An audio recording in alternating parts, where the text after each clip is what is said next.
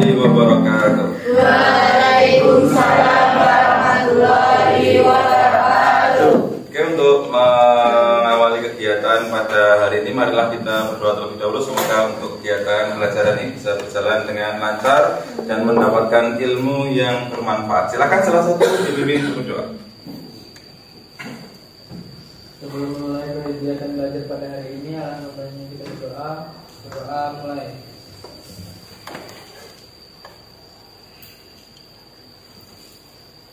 Doa selesai.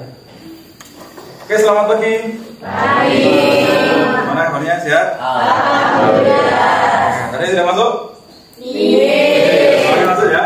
Oke, semoga semuanya sehat, semuanya selalu ceria, dan insya Allah semoga kalian menjadi orang-orang yang selalu semangat dalam belajar. Amin. Oke, sekarang bisa dilihat di sekitarmu apakah ada sampah-sampah atau hal yang belum rapi dan lain sebagainya. Silahkan rapikan terlebih dahulu biar nanti untuk kegiatan belajar bisa nyaman.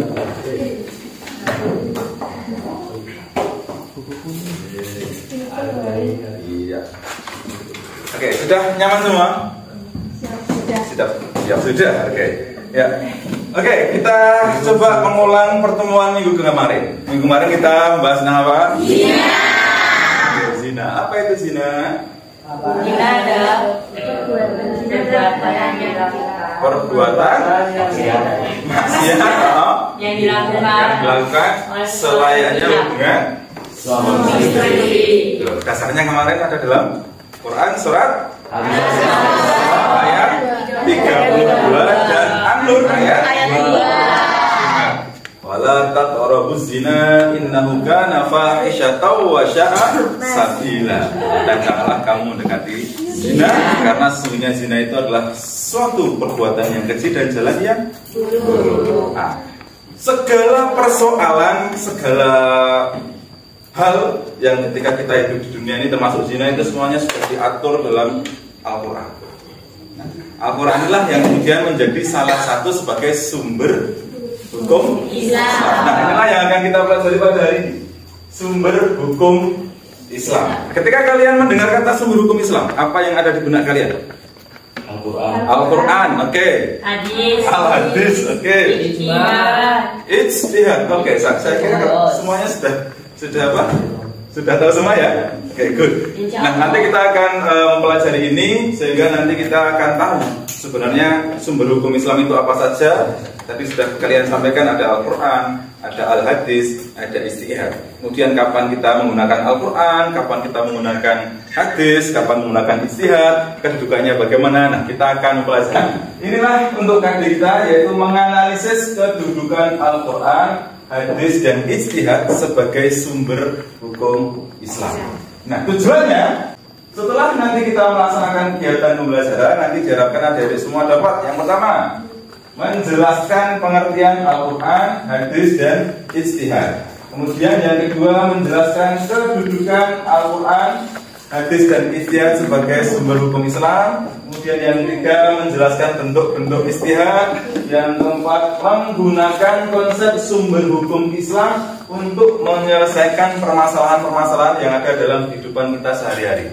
Nah, jadi sumber hukum Islam ini nantinya pada akhirnya akan kalian gunakan untuk menyelesaikan problem-problemmu yang ada di kehidupan kita sehari-hari. Oke, sudah siap?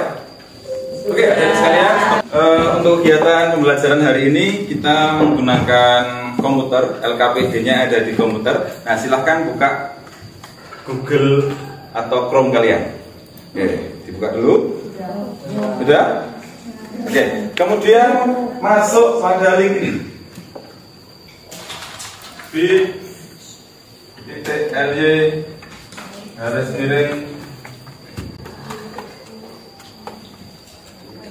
UKIN _ SHI 2 bit.ly garis miring UKIN _ SHI 2. Nulisnya di atas, jangan pas di bawah. Di sini, nulisnya di sini. Yes. Nah, betul. Nanti yang pertama kalian akan menemui lembar mulai dari diri. Mulai dari diri nanti kalian akan menceritakan bagaimana pengalaman kalian ketika kalian mempelajari sumber hukum Islam. Kemudian yang kedua nanti ada materi eksplorasi konsep. Eksplorasi konsep. Nanti akan ada video-video di situ dan juga ada modul di situ. Nanti silakan kalian pelajari, kalian lihat videonya, kemudian dengan menjawab pertanyaan yang ada di bawahnya. Nah itu nanti konsep-konsep yang akan kita pelajari ada di situ semua. Itu yang kedua. Dan yang ketiga nanti akan ada problem.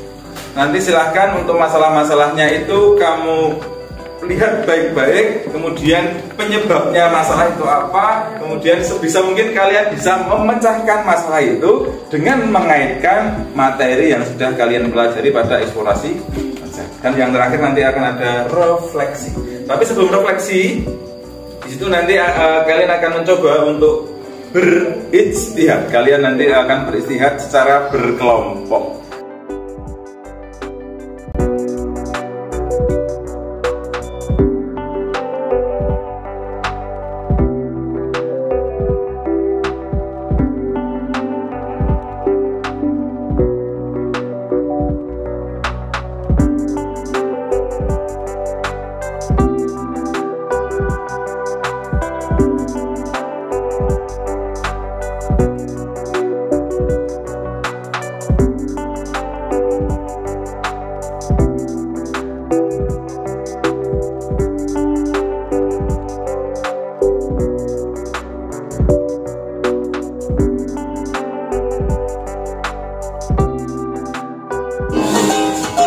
Belajar PIBP bersama Akmal Abdul Hikam. Assalamualaikum warahmatullahi wabarakatuh. Bismillahirrahmanirrahim. Alhamdulillahirabbil alamin. Alhamdulillahilladzi hadana li hadza wa ma kunna linahtadiya lawla an hadana Allah. Asyhadu an la ilaha illallah wa asyhadu anna Muhammadar Rasulullah. Amma ba'd. Hukum yang kedua adalah hadis secara bahasa hanya sudah mengucapkan.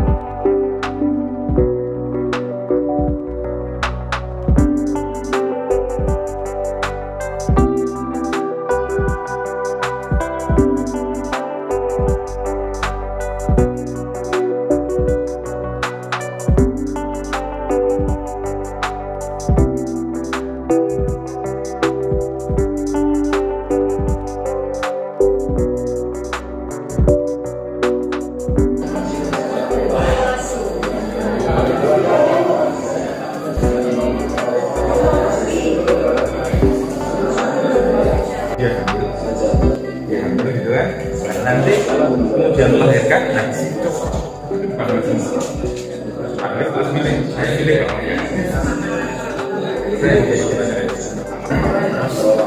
ada orang dia mengaku sebagai korbannya sahabat Nabi.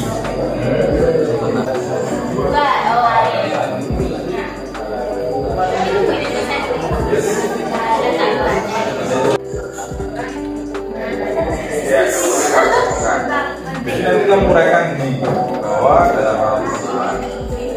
dalam Islam acara itu kalau dalam Al-Quran ini wala taqabus jadi pasangan ini jadi kamu uraikan di situ nanti kamu simpulkan nanti pasangan dan juga nanti ditambah juga dengan ini masalah itu berisi ya. Masalah apa itu masalah? dengan melihat dampak positif dan negatifnya, dengan melihat kemaslahatannya, kemanfaatan. Pacaran itu banyak manfaatnya, banyak untungnya. Tulis saja, untungnya pacaran ini, manfaatnya ini, kemudian membandingkan. Oh, ayat Al-Quran mengatakan bahwa takwa berzina. Kemudian dari segi dampak positif negatif, oh ternyata banyak dampak negatif. Kalau begitu berarti dalam hukumnya ini kedua, bisa haram, bisa makruh. Nah, terserah nanti kamu dalam menimbulkan kondisi umat. Dia nanti musyawarah itu berarti dengan ijma. Kias tadi berarti memperlihatkan bahwa kondisinya tadi masalah saya itu cara mencari baik.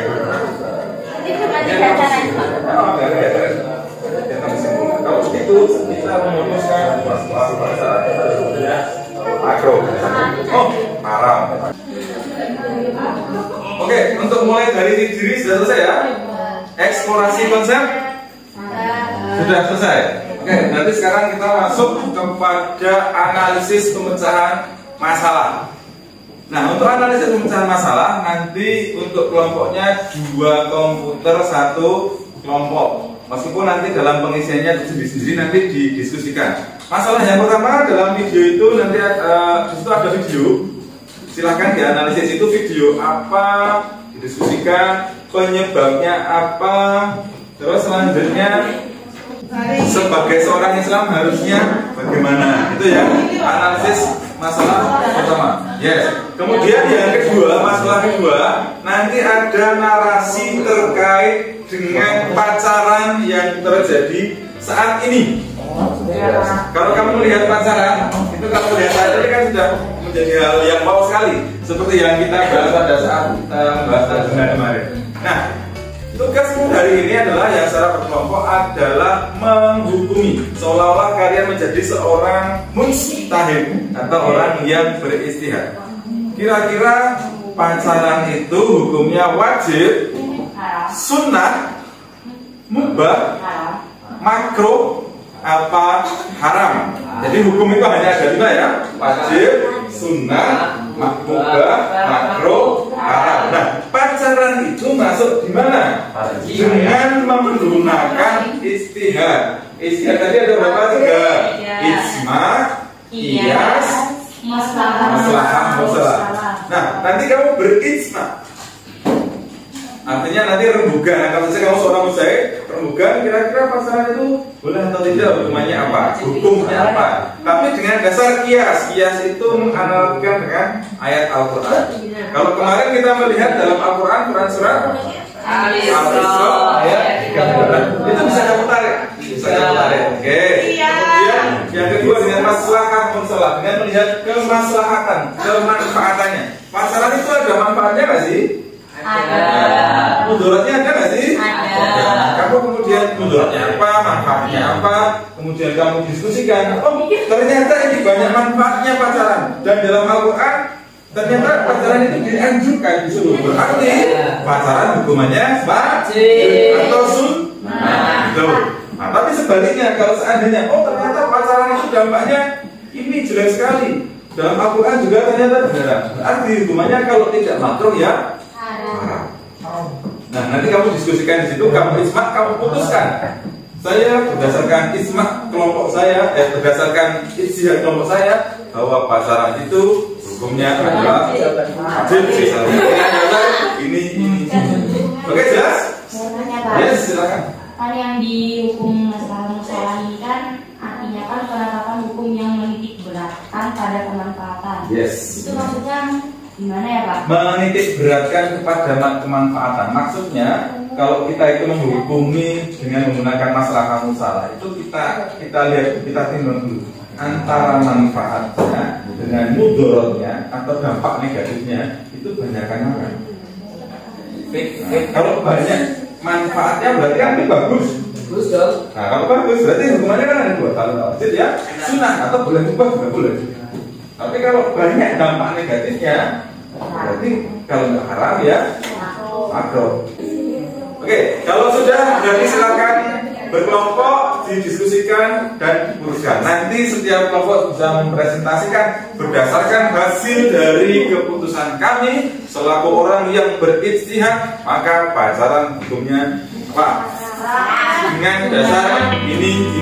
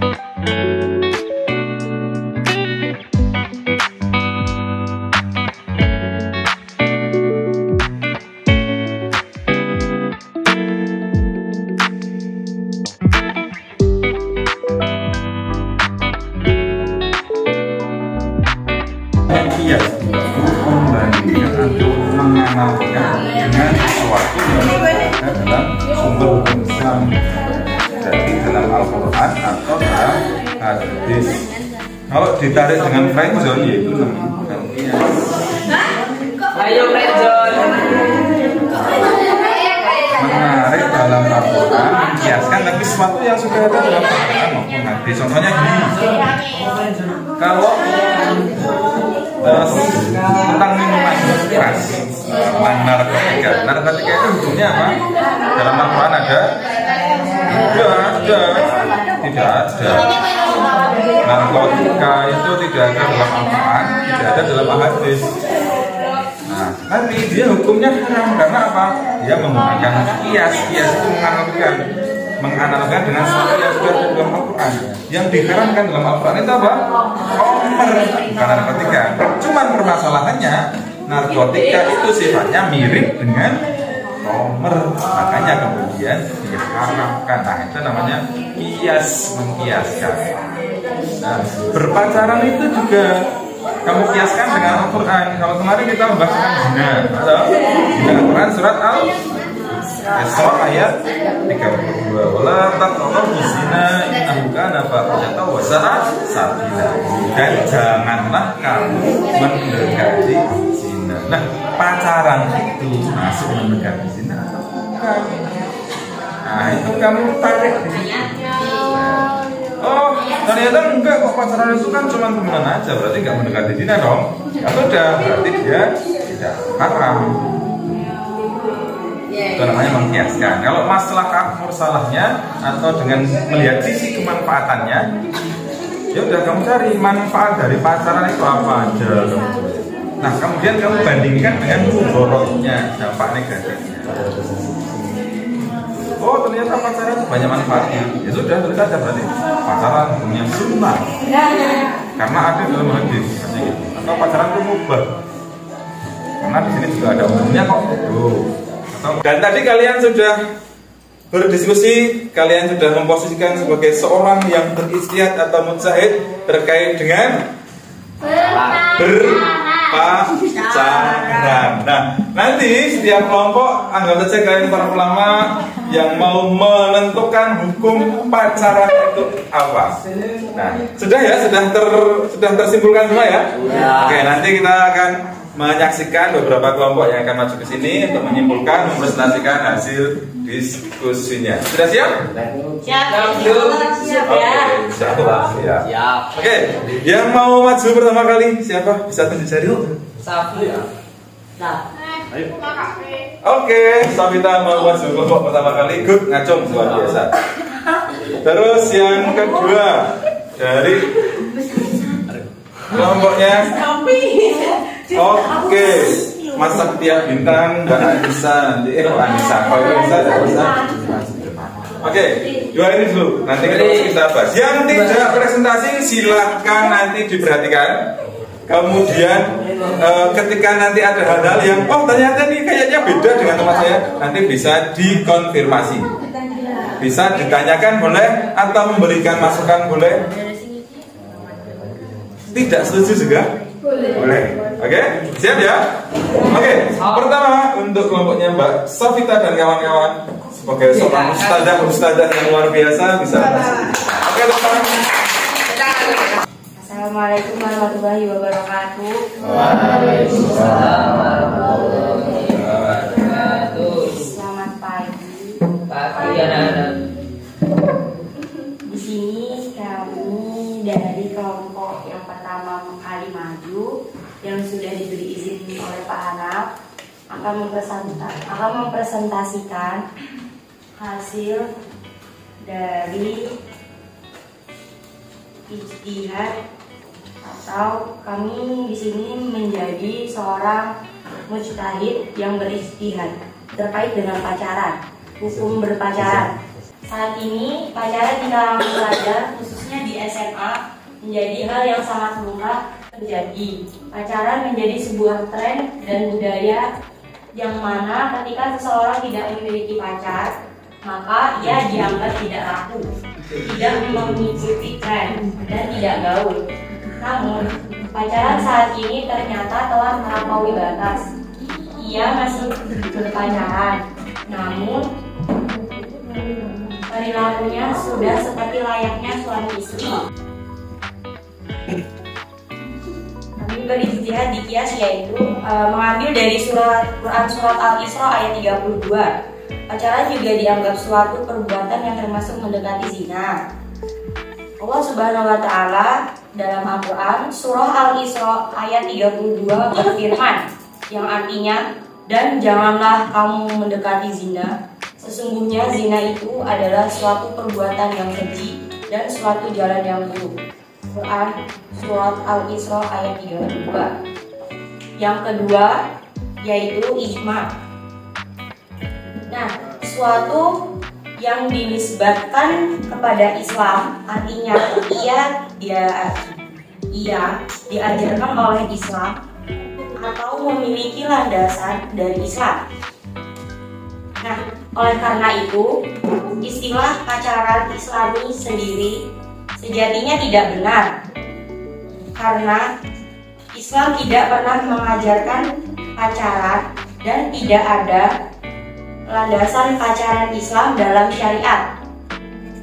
Bahkan sebaiknya ajaran Islam melarang kegiatan-kegiatan yang ada dalam pacaran, atau singkatnya Islam melarang pacaran, karena yaitu di situ tadi ada bahkan tidak sedikit dari mereka yang kehilangan masa depannya karena hamil di luar nikah, dan pacaran memiliki dampak negatif dan positif.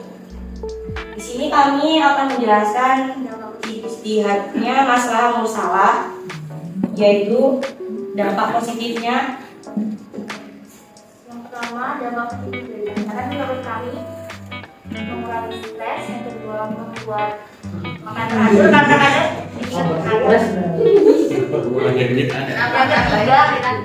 menurut kita dapat duit. Dapat duit kita ya. Saya dapat duit kan dari ayam. Kan kalau kita diajak jalan nggak mungkin lah kita yang bayar, gak modal banget. Kacanya mana kaca ya? Terus Untuk dampak negatifnya, Allah menjadi murka atau marah atas perbuatan yang kita lakukan. Dan stres, melanggar perintah orang tua jika tidak direstui, masuk ke dalam hal-hal yang berpengaruh negatif seperti ini. Contohnya, kita bisa dibawa ke hal-hal negatif seperti kita diajak ke hal-hal yang tidak kita inginkan.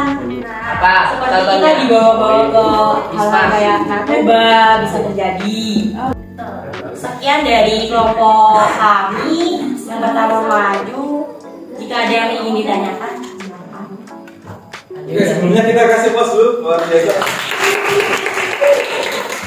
Kita sangat lengkap sekali ya. Tadi di kiasnya ada, masalah mursalatnya ada, dan kelompok ini menyampaikan bahwa atau ustazah yang di sini menyampaikan bahwa pacaran hukumnya haram. Nah, silahkan tadi para ustazah yang lain, terutama yang sekarang sedang mengalami masa-masa pacaran, yang tidak setuju, silakan bisa untuk angkat tangan untuk menyampaikan pendapatnya. Tidak setuju atau berarti silakan jawab. Silakan Mas Rosid. Aku pun ya. Disampaikan. Menurut Mas Rosid setuju atau tidak? Apa yang disampaikan tadi Bu Ustazah? Setuju, Pak. Setuju. Oke, yang lain gimana? Tanya-tanya dulu, di pacaran itu ada dampak positif dan negatifnya kan? Ya. Jadi menurut kelompok kalian tuh pacaran hukumnya haram kan? Ya. Tapi kalau pacaran haram, terus sebenarnya ada hal positif kayak gimana? Ya itulah tau lah. Terus kenapa bisa menghukum haram? Terus. Sebentar. Terus. Itu Oh, kenapa? ada dampak positifnya juga kan di dalamnya. Nah itu juga gimana ya? Dapat pahala dari dampak positifnya itu apa enggak? Apa tetap dosa? Iya, paham. Menurut Mas Rosid, Nanya Pak, pacaran itu kan menurut Mas Rosid itu meskipun haram, tapi kan ada hal positif. Nah, ketika kita melakukan hal-hal yang positifnya saja, tidak melakukan yang negatif, itu bagaimana? Nah, itu pertanyaannya. Oh. Misalnya kita pacaran tidak sampai ke arah sana gitu ya? Ya. Iya atau tidak? Ya. Tapi kita hanya melakukan yang positif-positifnya saja.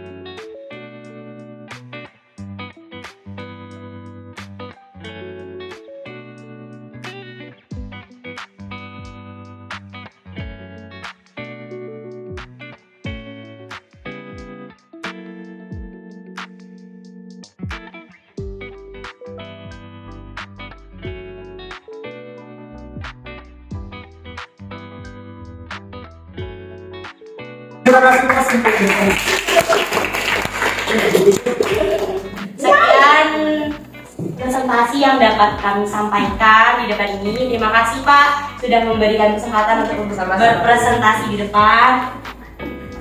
Sekian dari kami. Terima kasih. Wassalamualaikum warahmatullahi wabarakatuh. Waalaikumsalam warahmatullahi wabarakatuh. Kelompok 2 sepakat dengan kelompok 1. Kelompokmu sepakat ya? Sepakat. Oke, sepakat. Kelompoknya Mas Galih sepakat sekali? Jelas, sepakat. Kelompoknya Mas Zulfian. Gimana? Sepakat atau enggak?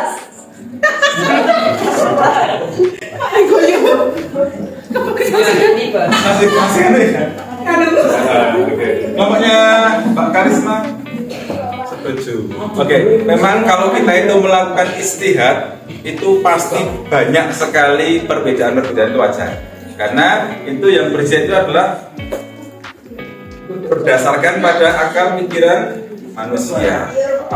Jadi memang terkait dengan pacaran ada yang mengatakan pokoknya pacaran itu haram seperti yang disampaikan Mbak Sakina tadi. apapun jenisnya pacaran, karena pacaran tidak ada dalam Islam dan pacaran itu identik dengan terjerumus kepada kemaksiatan, maka hukumnya itu tidak salah, itu sangat betul sekali. Ada juga yang menyatakan pacaran itu makruh, lebih baik tinggalkan saja. Boleh nggak kalau saya menyatakan seperti itu? Boleh saja, tapi dengan dasar yang tepat juga. Contohnya gini, pacaran itu zaman dulu kan tidak ada, di Al-Quran tidak ada, di hadis juga tidak ada. Kemudian pacaran itu kan hanya sebuah nama, ya kan? Pacaran itu hanya sebuah nama.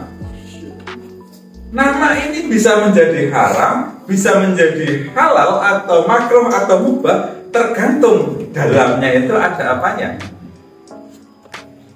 Ya toh? Ya. Saya pacaran dengan Mbak Safita.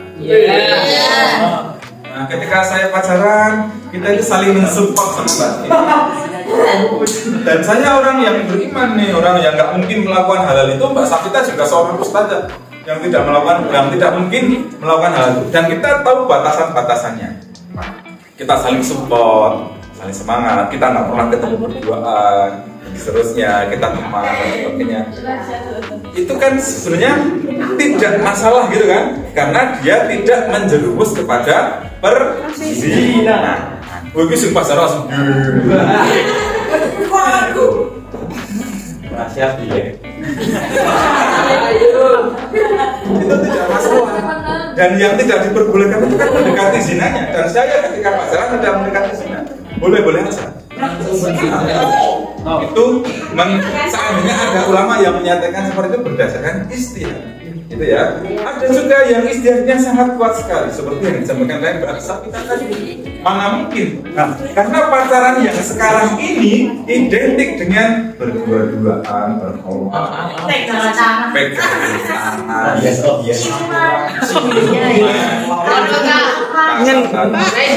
nggak ketemu sehari saja, seperti tidak ketemu, seperti tidak ketemu selama 24 jam. Serasa lama nggak ketemu gitu. Sehingga ribut terus, pengennya berduaan bareng terus. Nah, identiknya kan juga gitu. Nah, pada akhirnya bosan di akhirnya salah satu sakit hati. Itu bisa jadi kemudian pacaran itu hukumnya haram, karena dalam Al-Quran sudah dijelaskan. Quran surat Al-Isra ayat 32.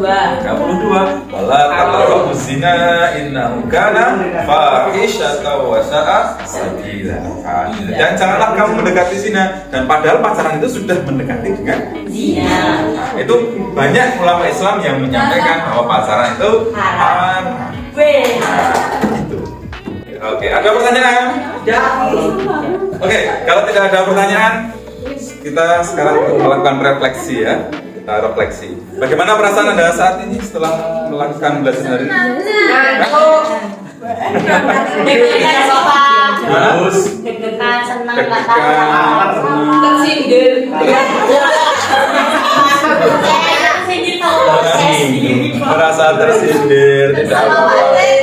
Tapi yang jelas setelah pelajaran ini kalian bisa tahu ya bahwa sebelum Islam itu ada 3, dan kalian juga sudah memposisikan diri sebagai orang yang beristihad, bagaimana cara beristihad dan lain sebagainya, bagaimana hukumnya pacaran dan lain sebagainya. Kalian bisa tahu sendiri. Nah, hal-hal lain tidak hanya pacaran, kalian juga bisa beristihad dengan hal-hal yang lain tadi. Tapi syaratnya harus seperti tadi ya. Syarat menjadi seorang mustahid tadi. Nah, gitu. Oke, kalau tidak ada pertanyaan, next akhir kita akan melakukan evaluasi post test. Untuk post test karena laptop kita terbatas, maka kita gantian ya. Untuk nomor absen 1 sampai 16 di sini, dan absen 17 sampai 31 nanti di kalau tidak ada pertanyaan, maka untuk pembelajaran hari ini kita cukupkan sekian. Mohon maaf apabila ada kekurangan dalam kegiatan belajar hari ini. Dan untuk minggu depan kita sudah next masuk ke pelajaran selanjutnya, yaitu sejarah dakwah Nabi Muhammad SAW. Kemarin yang dapat ini siapa? Sejarah dakwah Nabi. Dipersiapkan ya nanti untuk presentasi. persiapkan. Oke, kita akhiri dengan melafazkan alhamdulillah bersama-sama. Alhamdulillahirabbil alamin. Kita akhiri assalamualaikum warahmatullahi wabarakatuh. Waalaikumsalam warahmatullahi wabarakatuh.